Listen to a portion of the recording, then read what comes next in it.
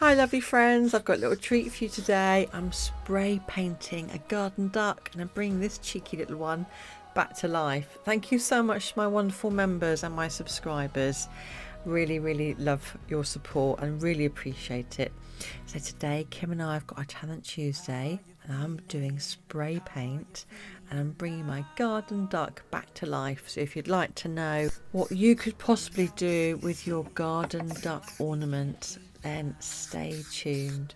So I'm starting off with some really vibrant white because I want to get rid of that really grey dull colour.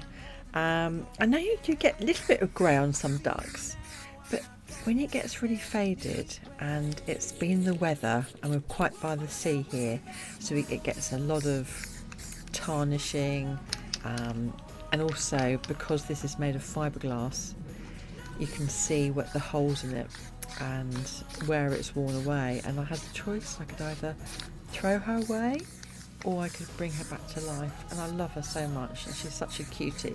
I thought, you know what, let's give her another new lease of life. So I'm using my vibrant white, and there was my Montana white, which is more of a cream white, and that one there was Deco Spray, and that's a really light pink. So all I wanted to do was give it a bit of an undercoat. You see, it's really light pink. It does get covered up by the stronger colours on top, but I'm just giving it layer on layer to really give it that vibrancy.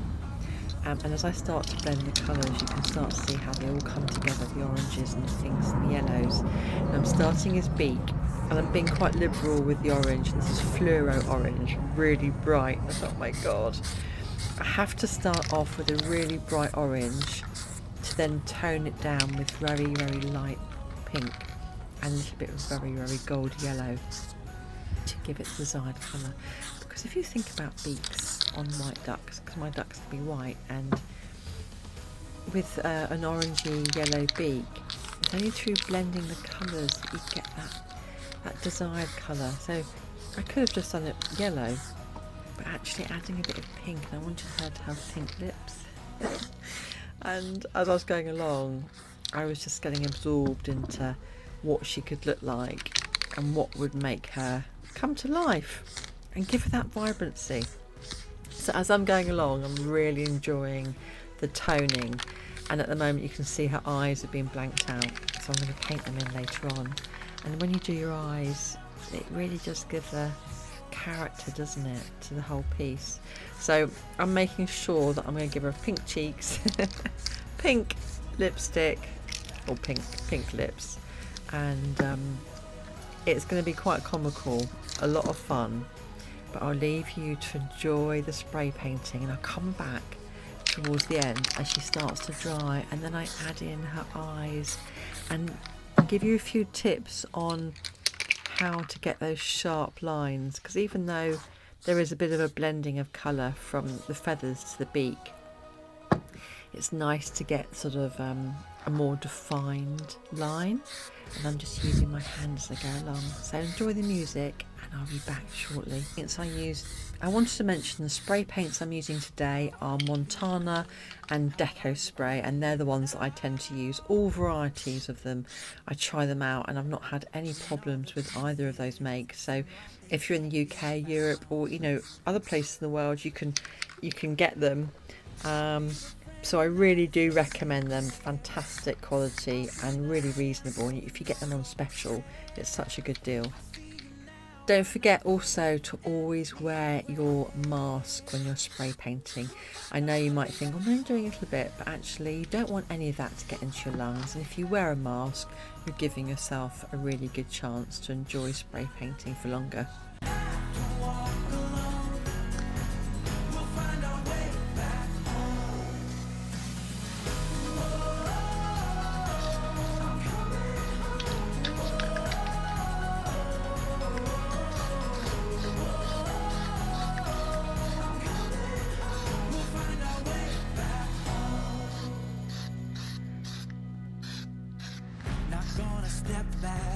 Not gonna step back now.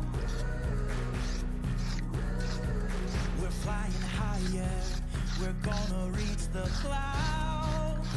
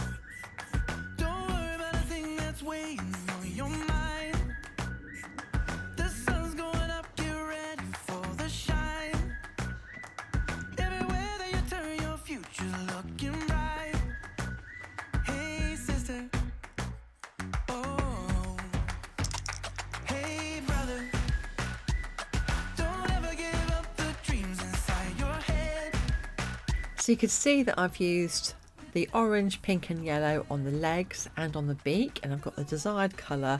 Really pleased with a tiny bit of pink on the beak.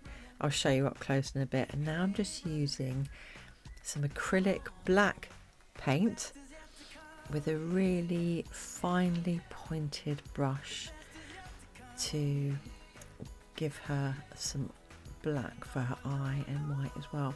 Now the reason why it's having this effect is because I just used some white on the eyes, and I'm using a bit of black now because I want to give it that sort of iris effect.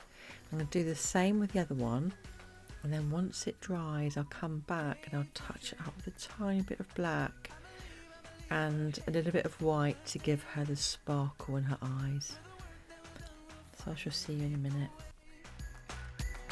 To the hope that we have for all, that's why we say, hey future, hey future. Oh, the best is yet to come. The best is yet to come. I know, I know, I know. I feel it in my bones. Yeah, the best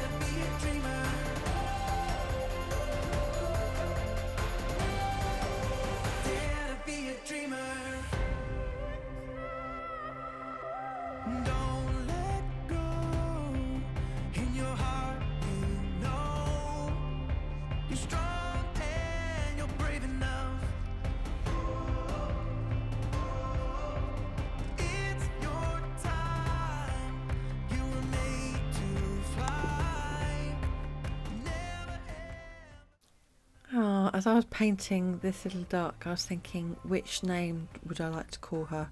And I had a few people that have suggested her possible name for her. I had Jemima, I had Daphne, Bill, and there was Mrs. Featherby. So which name would you give her? I chose Jemima, and that was chosen by Kim from Kim's Art Alchemy. She came up with a name that resonated the most for this cheeky little duck. So I hope you've enjoyed this piece today, and if you have a garden duck, perhaps you might be inspired to give her or him a respray and a new lease of life. So there she is, all happy and ready to go back into the garden. Thank you so much for being here. I'd love to know what you think in the comments below, and you can see at the back the Ghost of the Gecko, which is another spray painted garden piece. I'll put the link at the end for that one. Let's go and see what Kim's created now from Kim's Art Alchemy. Thank you for doing these collabs with me. You're just the best. Thank you so much for being here, everybody. And don't forget that your art is a piece of you. Take good care, and I hope to see you again soon. Bye.